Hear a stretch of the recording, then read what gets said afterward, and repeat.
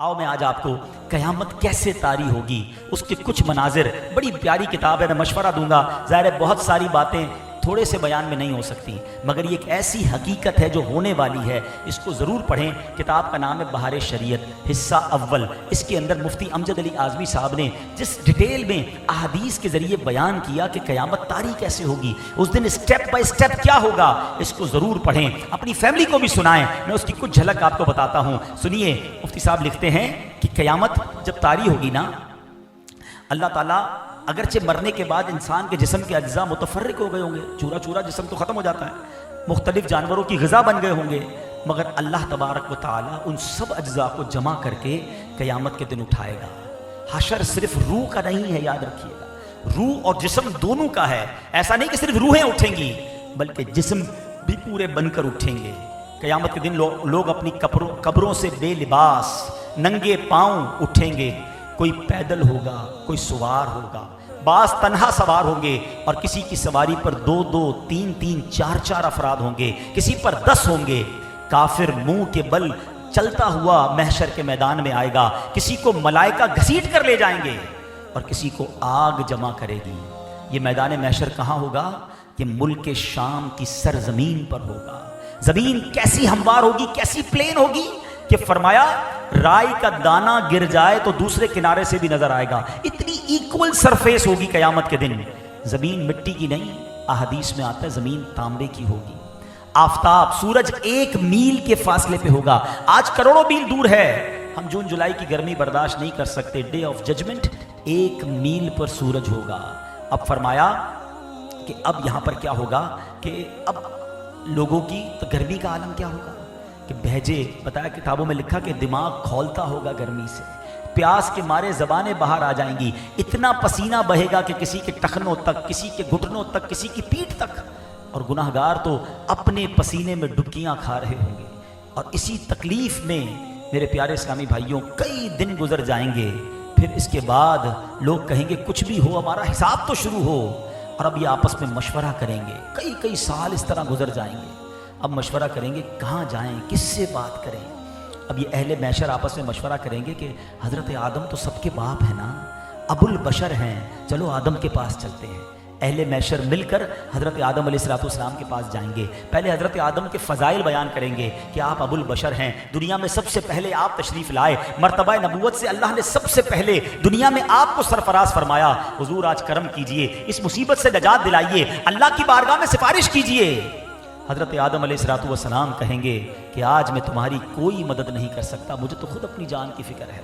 रब अज़्ज़ व जल ने ऐसा गज़ब फरमाया है कि पहले कभी ऐसा गज़ब नहीं फरमाया, तुम किसी और के पास जाओ। वो कहेंगे हुज़ूर हम किसके पास जाएं, आप तो बताएं। वो कहेंगे नूह के पास जाओ। ये अहले महशर मिलकर हज़रत नूह अलैहिस्सलाम के पास जाएंगे, उनके फ़ज़ाइल बयान करेंगे। हुज़ूर आप नूह अलैहिस्सलाम हैं, तूफ़ान नूह में रब ने आपको कश्ती अता फरमाई, कई मौजज़ात से नवाजा, हुज़ूर अल्लाह की बारगाह में सिफारिश कीजिए। हज़रत नूह कहेंगे आज मैं तुम्हारी कोई मदद नहीं कर सकता, किसी और के पास जाओ। वो कहेंगे हुज़ूर आप ही बता दें कहाँ जाएं। कहेंगे हज़रत इब्राहीम खलीलुल्लाह अला नबीना वालिस्सलाम के पास जाओ। ये सारा महशर हज़रत इब्राहीम के पास जाएगा। वो भी कहेंगे मैं आज तुम्हारी मदद नहीं कर सकता, किसी और के पास जाओ। लोग अर्ज़ करेंगे हुज़ूर किनके पास जाएं।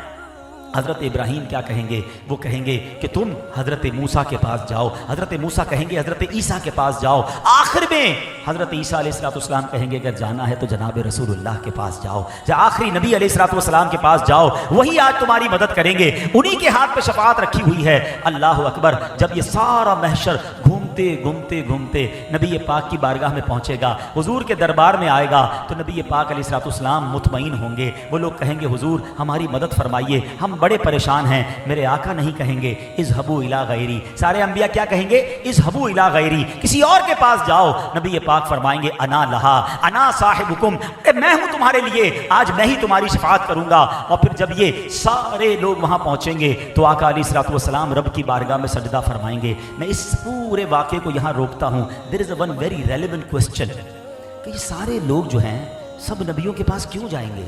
अच्छा, हो सकता है हम में से किसी के जहन में सवाल आए कि ये तो हदीस में है ना कि ऐसा होगा, और हमें पता चल गया कि आखिर में शफाअत तो नबी पाक ने करनी है, तो हम सारे भी क़यामत के दिन डायरेक्ट नबी पाक के पास चले जाएंगे। हमें तो हदीस के जरिए पता चल गया, अब हमें क्या ज़रूरत है किसी और नबी के पास जाने की।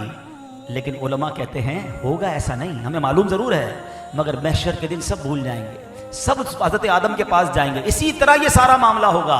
اور اس کی وجہ ہے, اس کی وجہ کیا ہے؟ امام عشق و محبت اعلیٰ حضرت کہتے ہیں نا, خلیل و نجی مسیح و صفی سبھی سے کہیں بھی بنی. سب کے پاس گئے نا, بات بنی کہ نہیں بنی؟ خلیل و نجی مسیح و صفی سبھی سے کہیں بھی بنی. یہ بے خبری کہ خلق پھری کہاں سے کہاں تمہارے لیے. اللہ اکبر. یہ محشر میں تمام لوگوں کا یہ موومنٹ کرنا, کیونکہ ایمان والے بھی ہوں گے بے ایمان بھی ہوں گے, ان سب کو یہ بتانا مقصود ہے کہ آج کے دن میرے محبوب کی بات سنی جائے گی. شفاعت کا رتبہ انہیں عطا کیا گیا ہے, مقام محمود کے مرتبے پر انہیں فائز کیا گیا ہے. اب جب یہ سارے لوگ نبی پاک کی بارگاہ میں پہنچیں گے, اللہ اکبر, ہمارے آقا اس دن بھی امت کو مایوس نہیں کریں گے, سجدہ فرمائیں گے, اللہ کی بارگاہ میں امت کے لیے التجا پیش کریں گے. سنو رب کی طرف سے کیا ارشاد ہوگا. حدیث کی کتابوں میں یہ الفاظ موجود, یا محمد ارفع راسک وقل تسمع وسل تعطى واشفع تشفع. اے محبوب اپنا سر اٹھائیے, آپ کہیے آپ کی بات سنی جائے گی, مانگیے جو مانگیں گے دیا جائے گا, آپ شفاعت کیجیے آپ کی شفاعت مقبول ہے.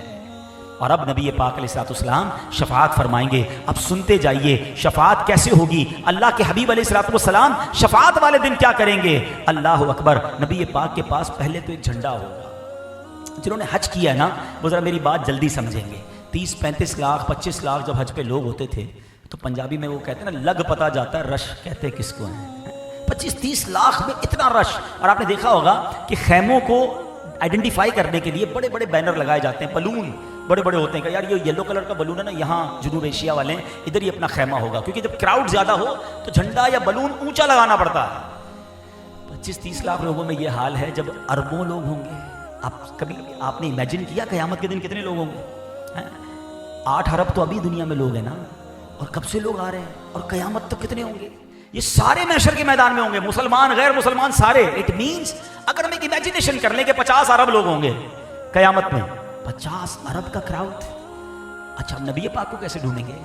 ابھی تو 25-30 لاکھ میں عرفات میں جو کھو جاتا ہے وہ اپنا خیمہ نہیں ڈھونڈ سکتا. اب اربوں خربوں لوگوں میں اپنے آقا کو کیسے ڈھونڈوں گا؟ سبحان اللہ. اب کیا خوبصورت انتظام کیا کہ حدیث میں آتا ہے میرے آقا فرماتے ہیں مجھے لواء الحمد عطا کیا جائے گا, مجھے ایک پرچم عطا کیا جائے گا. وہ پرچم کتنا بڑا ہوگا؟ فرمایا اس پرچم کی لمبائی کئی ہزار سال تک, اگر گھڑ سوار گھوڑا دوڑاتا رہے تو اتنا لمبا وہ پرچم ہوگا. اچھا وہ پرچم نبی پاک فرماتے ہیں اے علی تم ہی وہ واحد پہلے شخص ہو جس کو میں پرچم ہاتھ میں عطا کروں گا. مولا علی کی شان دیکھو کہ آقا اپنا وہ پرچم مولا علی کے ہاتھ میں عطا کریں گے. اے پرچم لگانے والوں تمہیں مبارک ہو, اے میلاد کا جھنڈا لگانے والوں تمہیں مبارک ہو. قیامت کے دن بھی آقا کی پہچان وہ پرچم ہی ہوگا. دور سے نظر آئے گا کہ دیکھو وہ پرچم ہے اور میرے آقا وہاں ہے, چلو وہاں چلتے ہیں. سبحان اللہ. اب آگے چلیے. نبی پاک علیہ الصلوۃ والسلام فرماتے ہیں کہ مجھے ایک اجازت دی گئی, ایک آفر کی گئی. حدیث کا خلاصہ ہے کہ یا تو شفاعت لے لو یا تمہاری آدھی امت کو بخش دیا جائے. آقا فرماتے ہیں میں نے شفاعت لے لی کیونکہ وہ زیادہ برکت والی ہے, کیونکہ وہ زیادہ مسلمانوں کے لیے فائدہ مند ہے. سبحان اللہ. یعنی نبی پاک نے امت کے بارے میں کس قدر خیال فرمایا. آقا کیا فرماتے ہیں میری شفاعت میری امت میں ان کے لیے ہے جو کبیرہ گناہ والے ہیں. ایک اور جگہ نبی پاک فرماتے ہیں روئے زمین پر جتنے پیڑ اور ڈھیلے ہیں, ڈھیلے اور پیڑ ہیں, قیامت کے دن میں ان سب سے زیادہ آدمیوں کی شفاعت فرماؤں گا. ایسی شفاعت آقا کی. سبحان اللہ. پیارے آقا علیہ الصلوۃ والسلام کی امت سے پیار دیکھو. حدیث کا خلاصہ آقا فرماتے ہیں قیامت کے دن انبیاء کے لیے سونے کے ممبر ہوں گے, نور کے سونے کے ممبر ہوں گے.